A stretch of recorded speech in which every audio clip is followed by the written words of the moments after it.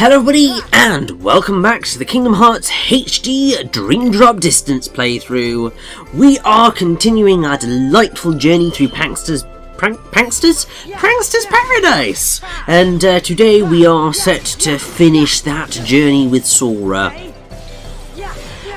Which is why this is a slightly longer part. I mean, they've all been sort of around the 30-minute mark anyway, but that's why this one's slightly longer than the previous one, because we're just sort of throwing in the rest of it. Also because there is a particular bit later on where I kind of got a wee bit lost trying to find a chest, despite the fact that I was being really stupid because the chest wasn't in the area I was looking. But I'll go over that more when it's actually happening to explain my thought process and how embarrassed I am that it's a thing that occurred. But what I will say is that, obviously, at the end of the last part, we saw Xemnas, being Xemnas, as voiced by the delightful Paul St. Peter. And yes, it's just great. What's kind of weird is that the way in which this game is structured, it for some reason expects you to go to Prankster's Paradise before you go to the grid. However, the grid actually has a lower level kind of recommendation than Prankster's Paradise. Because I think Prankster's Paradise expects you to be about level 18, the grid expects you to be about level 16. So, it's a bit weird because obviously you end up in here and I'm pretty sure that Sora's just like, Xemnas, you're supposed to be dead, type deal, despite the fact that he has seen him in the grid. It's the one issue of those sorts of statements whenever, you know, you are in a story structure where you can choose what paths your story takes. So certain events may not have happened yet, certain events may have happened already, and that does make things a hell of a lot more complicated. I think, anyway, this is the only instance where that occurs within Dream Drop Distance. It's generally pretty alright in ensuring that its narrative is consistent, no matter what order you tackle the world in. Largely because most of the worlds are pretty self-contained, outside of those few moments in which the mysterious young white-haired boy appears that we all know who it is anyway. Has he told us his name yet? It probably has. Whatever.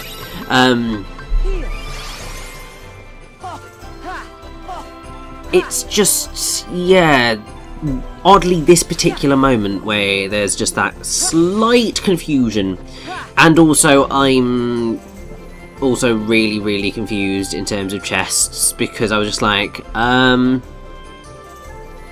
where's this one chest that I've missed? Because I think I have missed one chest in sort of this general vicinity. And I was just so confused as to what was occurring in that front. But also, can I just say, roll call is amazing because it flattens the enemies like a pancake. It's just so cartoony, but I love it.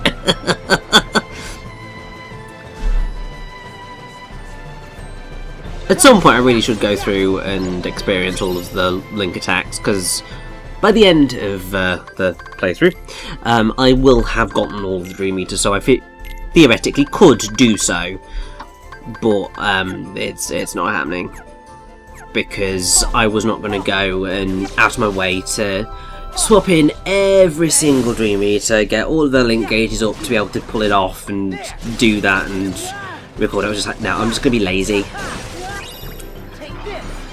It's what's kind of happened to me as I have gone further and further into this thing we call YouTube. I've just gotten lazier and lazier and lazier. It's not a positive look, I know. but it occurs, and we make do. I think probably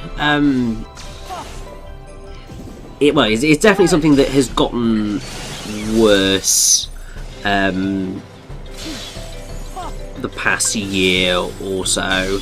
I think now that I've pretty much set my sights on when I'm gonna stop doing solo commentaries, I've become, it's just like, it's nearly over, and so I'm not quite sure what point I was trying to make at that juncture, but hey,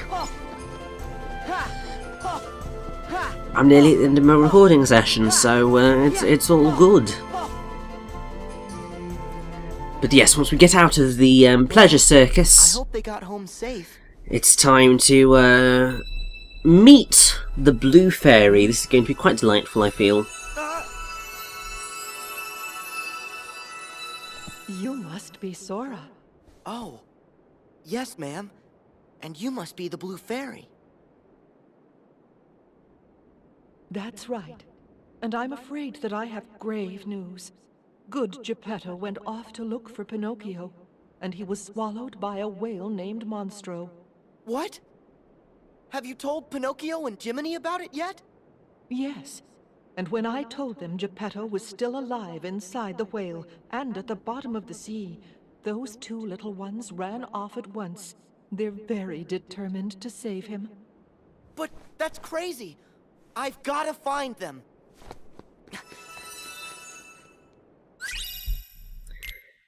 So yes, another flashback in search of Monstro. I've heard of him, Pinocchio. He's a whale of a whale. Why, he swallows whole ships alive.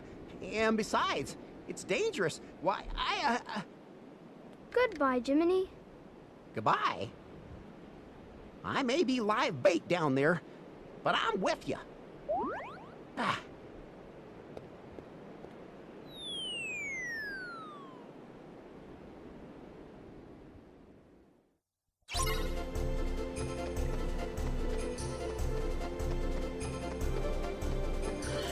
So yes, this is the other exciting bit of Prankster's Paradise, in that we get to go to the bottom of the sea.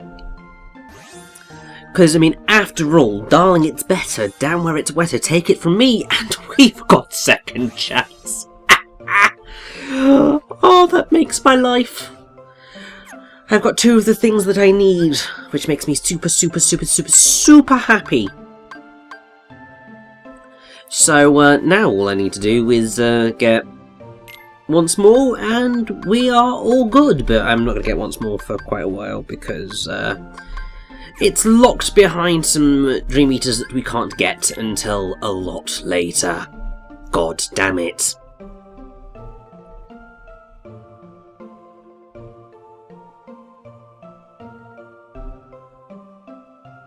But that's fine, because we are gonna get started on levelling up Phoebus. Because he's going to be quite useful to us, I feel, because Alphaba's all sorted, and, well, as far as she can be. To get everywhere on a Dream Eater's ability link grid, you do need to feed them candies and stuff in order to change their personality types, because that way it unlocks new branches, which, to be honest, I find to be a little bit annoying, because there's no real way to know that that's something you're supposed to do. But hey, it happens. I will say I do quite like the reality shifts in Prankster's Paradise. Just the whole bubble thing is just really fun. Running around on a bubble, absolutely delightful.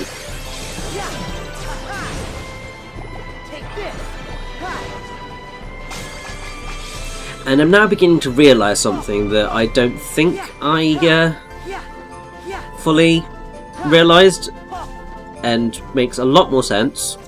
And and makes a decision that I make right at the end of the playthrough not make that much sense. Because I thought that Phoebus here was doing an excellent job of providing me with health and buffs and all that good stuff, and all the time it was Quasimodo. And when we get towards the end of the game, I was just like, yes, I'm going to put Phoebus in my party, because, you know, he has all that good stuff, being able to buff me as well as being a bit of an attacker. And yeah, no, that was clearly not the smartest of moves. Clearly I was being a daft bat, and I can't quite believe that I did that. But oh well, it's fine. We're just going to murder this flower meow and be done with it.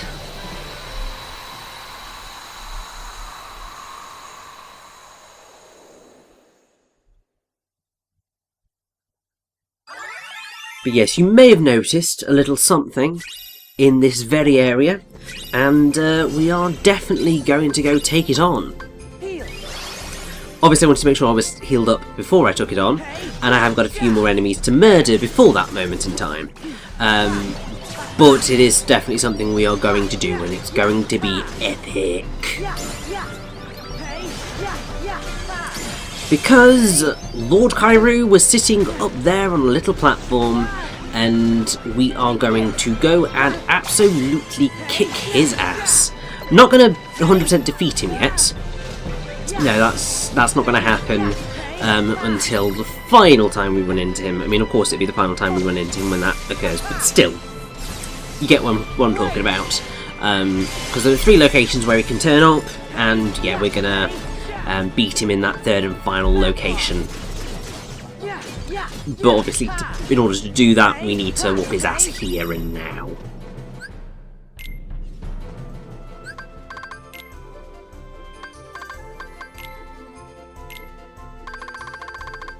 Or at least we better go whoop his ass here and now, because otherwise I'd be very annoyed with myself if I have to come back in and do that.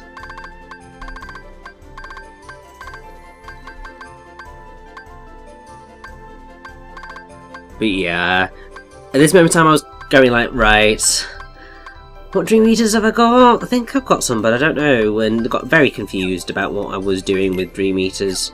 Also, it's something that I kind of hope the Kingdom Hearts 3 removes. Don't keep going forward, go take on Blummin Lord Kairu, please go take on Lord Kairu, don't make me come back. Oh, you blind bat. Oh well, we're now on the ocean floor, because down where it's better. For God's sake, I did the line earlier. Darling, it's better down where it's wetter, take it from me.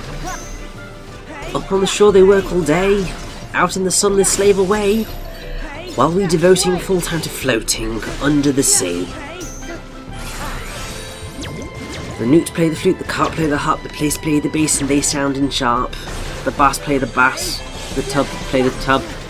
The flute is the Duke of Soul. Ricky can play the lings on the strings, the track rocking out the blackfish, sings the spelt and sprout, they know where it's at, and all that blowfish blow. And so on and so forth. I do really like 106, great song. Funnily enough, I went to see a guy called Jeremy Jordan in concert. Great performer, he's phenomenal. Most people would recognise him as being...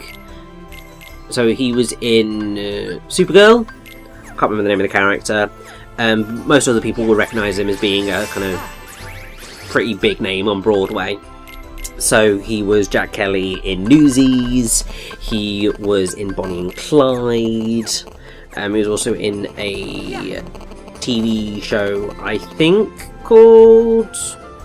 No, I'm going to have to look this up now, because otherwise I'm going to embarrass myself, because really I should know, because I am sort of a big Jeremy Jordan fan. He's basically my man crush, which is not something I would generally say of anything, but definitely. Oh, yeah, so he's Win in Supergirl, he was also Jamie Wellerstein in the film adaptation of The Last 5 Years, and the TV show that I am referring to is Smash. Yes, it was Smash, as Jimmy Collins. He is also the voice of Varian in Tangled the series, and yeah, he's just amazing. He's got one of the most amazing voices ever. And yeah, so I saw him when he performed in London, and he was phenomenal. But what he did during that show was he did a performance of a sort of more pop rendition of Under the Sea that he'd worked on with his friend Ben Rahulaha. I think that's how you pronounce his surname. And it was really bloody good. I mean, it put me in mind of the old Disney Mania CDs that Disney used to put out of like pop stars doing versions of Disney songs, which I mean always made me very happy. I loved those CDs as a kid, because it was always just fun seeing and hearing those alternate takes on Disney classics. But yeah, Jeremy Jordan's rendition of Under the Sea was just super delightful.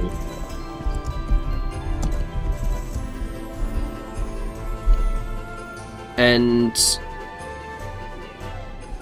what's actually really sad is that I don't think there is a version of that rendition online, which is really sad because it was really good. I'd really go for just an entire CD of Jeremy Jordan doing versions, like cover versions of like Disney songs in his own style, because like my god, it was amazing and I want more of it. So yeah, that was just a nice long side story about Jeremy Jordan and Under the Sea. But yes, this is the bit that I was talking about. So right now, I know that I think I am missing a chest. And I am, well, I mean, there's a chest there. This was not the chest I was thinking of. I was pretty sure I was missing a chest. And I was reading the guide and just going, why can't I find this chest? Where are you referring to? It's in the where? I've been there, I've searched everywhere multiple times. I can't find this chest.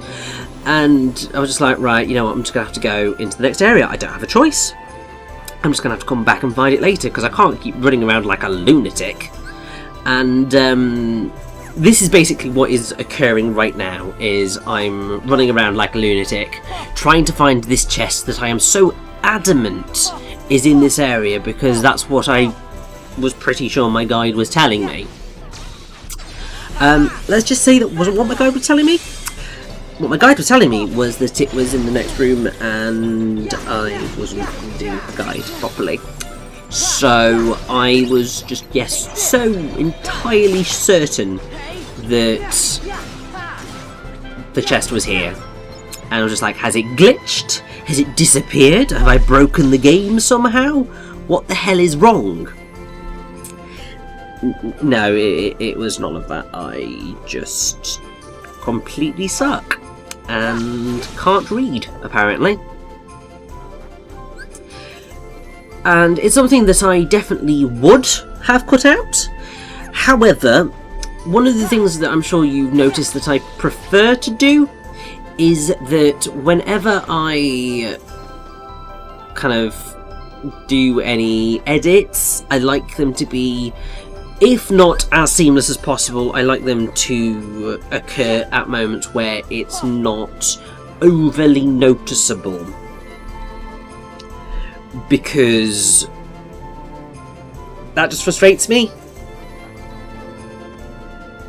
It's that whole thing of, I mean, I ended up doing it in the Tomb Raider playthrough, well, all three of my Tomb Raider playthroughs actually, of sort of after every death, almost, kind of cutting between all my sort of different takes, trying to make it as seamless as possible, not necessarily succeeding, just to show the optimal path through everything because it's a very easy game. Well, they're very easy games to accidentally kill yourself in, and thankfully because the checkpointing's really nice, perhaps a little too nice at times, it just made it a lot easier to work my way around those deaths in some way, shape or form.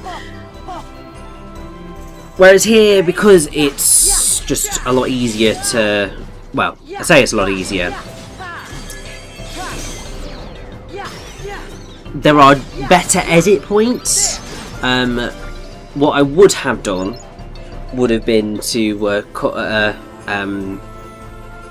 entering into the room and exiting the room, but I got so fed up of searching this area that in the end I decided that I kind of had to just continue, little realising, oh yeah, I've left all that running about in. Yay. So yeah, I just got so confused and so terrible with this. Also, for the love of God, I don't know why I didn't bother to go take on Lord Kairu yet, because it's just like, just go do that, because what I'm going to end up having to do is, in the next part, I'm going to have to go back and beat him before I take on Riku's version of bloody Prankster's Paradise. And that's just no fun. So, I do profoundly apologise for the not very great bit of running around here, which is totally wasting everybody's time. But in the meantime, we do get to use Chaos Snake, which is a really awesome link attack. I mean, just look at that, sort of all sorts of chaos laser beams flying everywhere. Beautiful, I love it.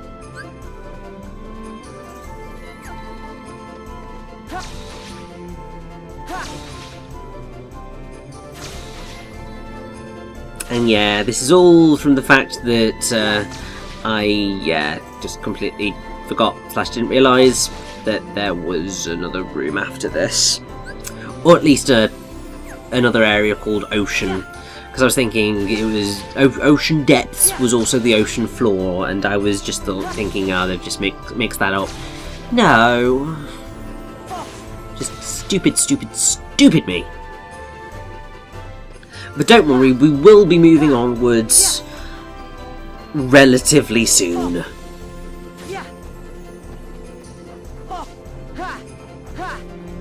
Because, as I'm sure you can appreciate, I got very fed up with the whole thing. Just as I'm sure you are as well.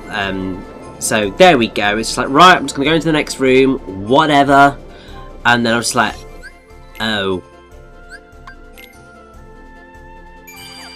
It all clicked at this moment in time. I was like, oh, for the love of God.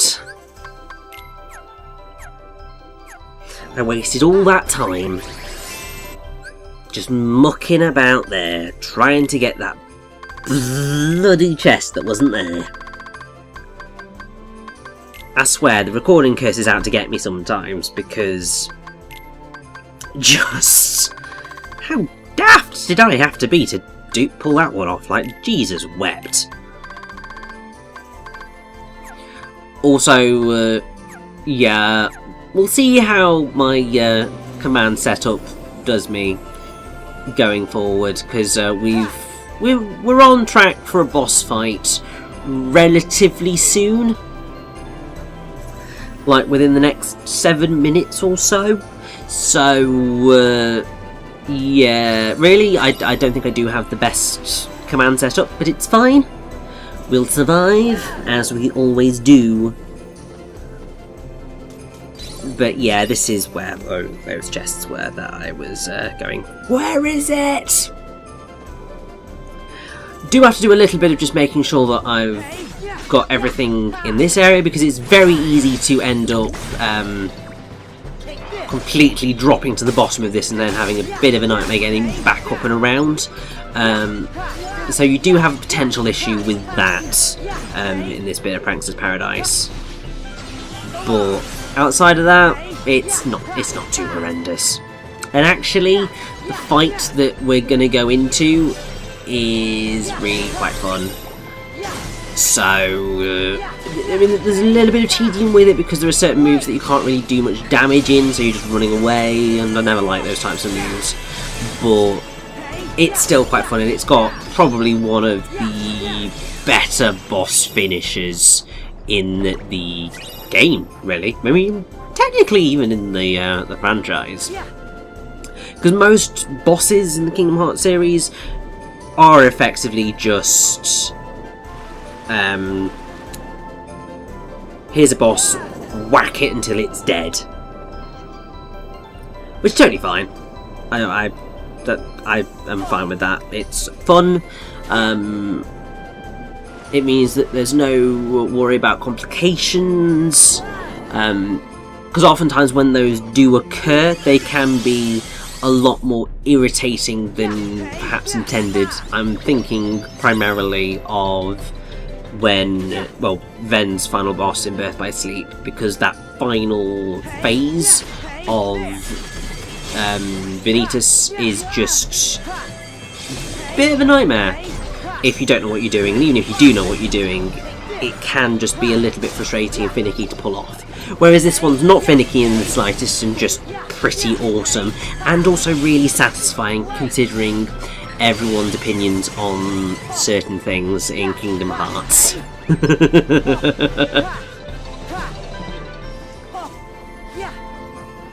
But before we get to that point, we've still got a bit more Dream Eater murdering to do. And it really annoys... Okay, I can get up levels. I thought, oh, I've got to climb upstairs, this isn't going to end well. But then it slowly but surely made its way up.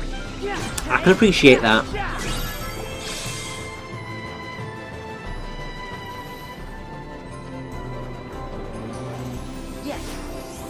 I think, slash hope, with that we maybe have gotten the final chest in the area. Maybe not, might be one more, which I think we can only reach by using this guy, maybe? Oh, yes, there we go. It's like Atlantica all over again, except it's a little bit easier.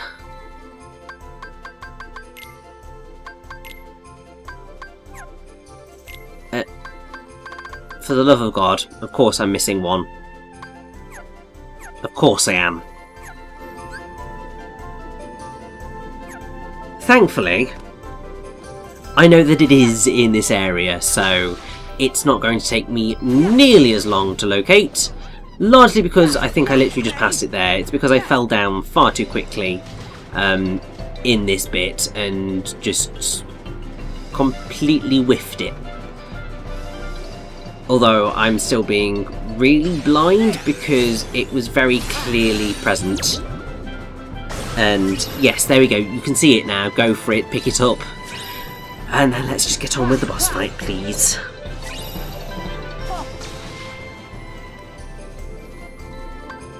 So yeah, lovely, we've got kind of... Oh, we have got a battle portal to go through. This shouldn't take us too long. But yeah, we've got 2 bits of a drop gauge. That should be more than enough to take on the boss fight. Might maybe cut it a little bit close if we take too much damage, I suppose. But still, also, decassation is really quite fun. It's just loads of slashing, murdering that way. Wonderful. And I don't care that I failed the challenge.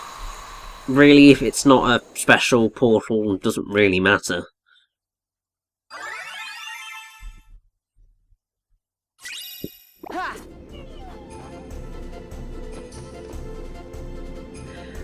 But here we go.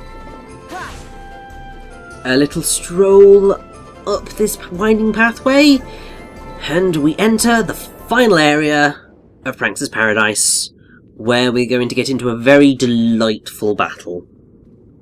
And also see an old friend.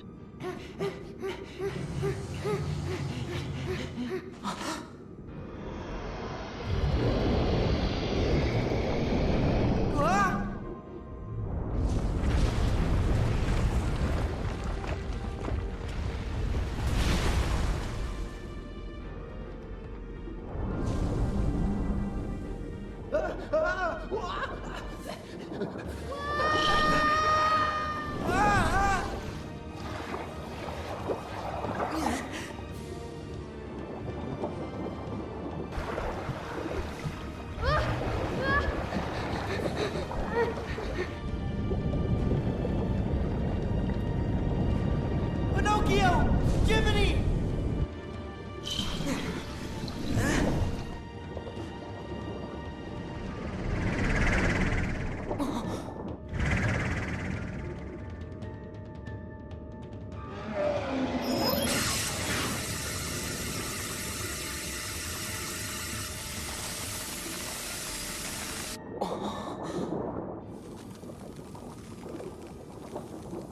Oh no!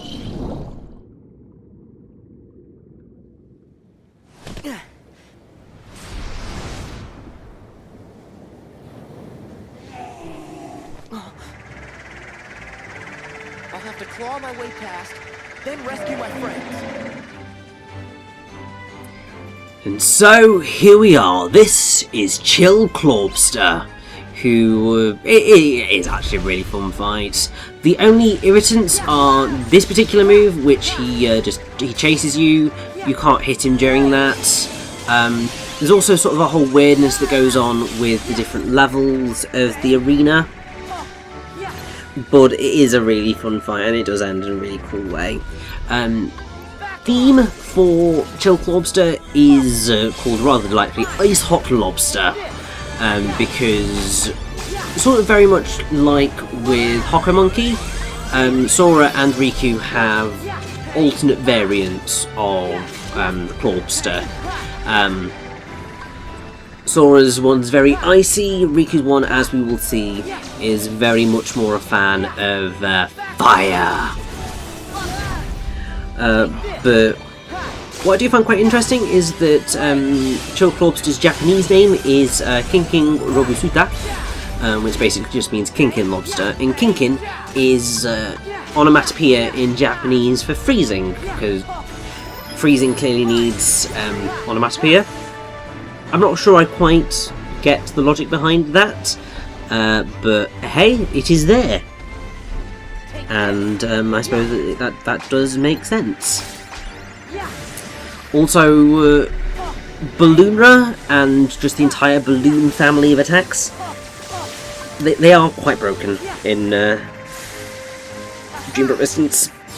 Delightfully so. I mean, perfectly in keeping with the entire game. They're bright, they're colourful, maybe a little bit obnoxious, but they work and they're a lot of fun to use. So yeah, pretty much Dream Drop Distance in a nutshell, if I'm honest. But Balloonra in particular can be very helpful if you can pull it off, because all of the balloons go into attack. Obviously Balloonga is better because it's more powerful, and it works by being just a massive balloon on the field, which then breaks off into multiple ones to attack, so you get extra damage. But Balloonra will serve you very, very well for a very large portion of the game.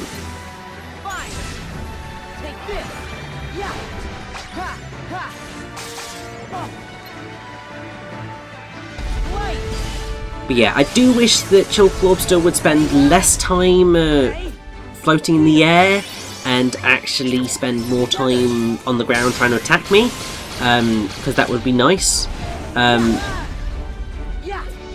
But these things happen. And also, yeah, he's really not that difficult to fight, because you can stay pretty much below him and he can't do too much to damage you, apart from when he jumps out of the way and smashes into you. So there are moments like these where I'm just like, right, I do kind of need to heal. And because I've only got one Kiraga in my deck, can lead to some potential difficulties, but nothing too overly horrendous.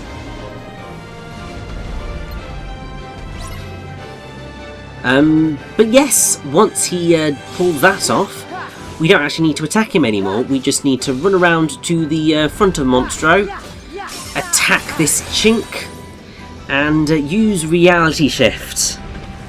And upon using Reality Shift, we turn Monstro into one big massive bubble, and then all we need to do is ride the Monstro Bubble all the way into Chill Clawbster to murder him. Obviously you need to avoid any potential attacks that may come your way, but really it's not that challenging, and it's really fun. It reminds me very much of the climax moments of Phantasmarine in Bayonetta, because it's the whole thing of chasing towards an opponent over water on the back of a giant freaking monster. It's just really fun. Obviously once you get close up, he can hit you a bit more, but yeah, that was nothing, and ultimately very delightful, and I loved that end there. Perfect.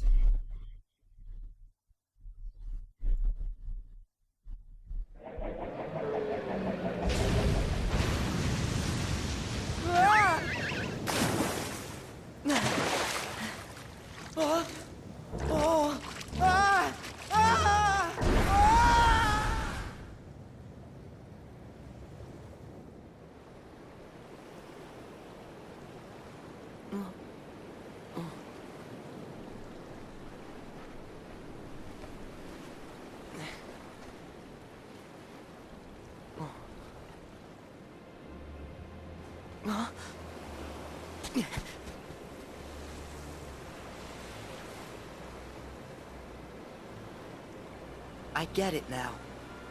After this, Pinocchio and Jiminy's world gets dragged into darkness. And they end up cast into the sea between worlds, along with Monstro. And then, they end up in Traverse Town and the belly of the whale. That's when we meet for real. It's like Master Yensid said. I'm in the dream, Pinocchio's world is dreaming. And that world will never be right again until it wakes from sleep.